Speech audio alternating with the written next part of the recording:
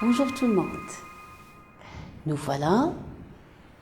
On va commencer un grand chef-d'œuvre d'un grand écrivain marocain. On va essayer de voir juste un petit aperçu sur les chapitres qui constituent cet ouvrage. Cette œuvre, c'est le roman de Mohamed Khayr-Din, titré « Il était une fois un vieux couple heureux ».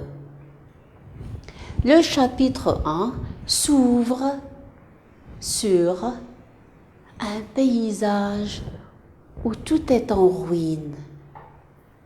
La nature commence à prendre dessus des maisons qui se sont écroulées. C'était des maisons bâties en terre cuite.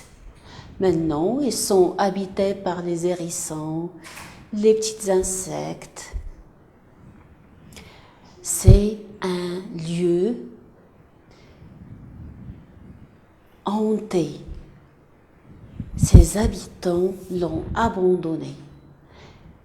Mais l'auteur fixe une maison à part, où il y a un amandier, un vieux amandier, l'arbre qui produit les amandes. Il commence à nous raconter l'histoire des habitants de cette maison. C'était un couple, une vieille femme et un vieil homme qui étaient sans enfants, qui étaient stériles. Ils n'avaient pas d'enfants. L'homme était très expérimenté, il avait beaucoup voyagé. Il avait voyagé au nord du Maroc, il avait voyagé en dehors du Maroc, il était en Europe. Il a suffisamment de connaissances du monde, mais il a choisi de s'installer dans son petit village jusqu'à sa mort. Il a choisi de vivre dans son petit village d'origine.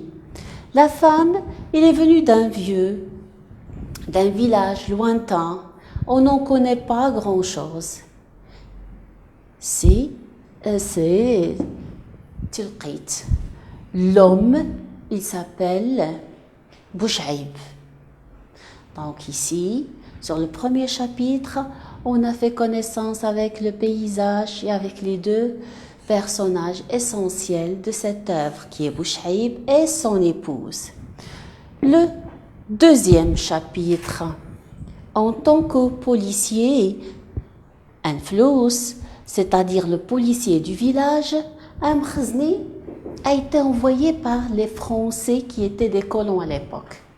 Il est venu chercher les résistants, c'est-à-dire les personnes qui luttaient contre le colonialisme à l'époque, contre les Français, et se sont enfuis dans leur village pour se cacher. Monsieur Bouchaïb a envoyé ce Mkhazni en assurant qu'il n'y avait pas de résistants ici, tout en avisant les personnes concernées. Il leur a expliqué que le Mkhazni est là pour les chercher.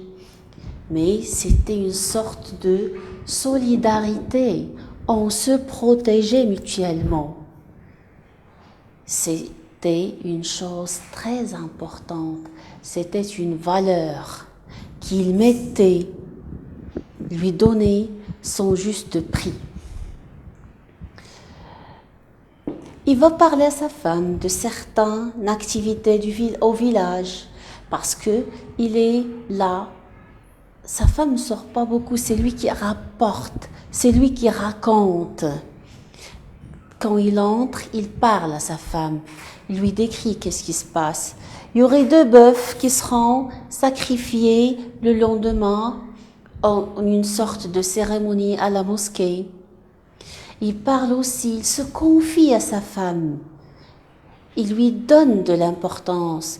Il lui parle même de ses cauchemars et ce rêve qui le hante depuis un temps. Alors, jusqu'à la prochaine pour voir la suite de l'histoire de ce vieux couple heureux. Merci et à la prochaine.